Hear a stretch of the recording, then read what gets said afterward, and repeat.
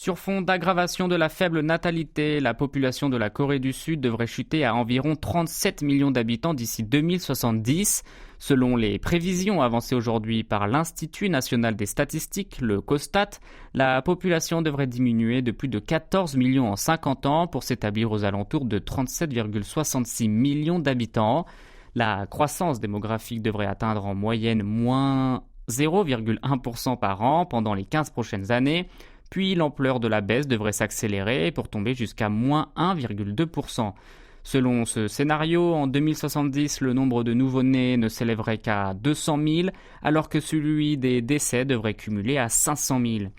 En raison du Covid-19, la baisse de la population totale a été anticipée de 8 ans, au vu du recul plus vite que prévu du nombre d'entrées d'étrangers et de mariages, ainsi que des naissances. Selon un responsable du COSTAT, la fécondité de l'année dernière a été considérablement plus basse que celle de 2019, tout comme le nombre de mariages qui n'a fait que dégringoler ces 3 dernières années. Le taux de vieillissement est également préoccupant. La part des 65 ans et plus, 16% actuellement, devrait dépasser le seuil des 30% en 2035 pour atteindre 46% en 2070. Notamment, la proportion des 85 et plus devrait être multipliée par 7 par rapport à aujourd'hui pour s'élever à 14% de la population, alors que les moins de 14 ans chuteront jusqu'à 45% par rapport au niveau actuel.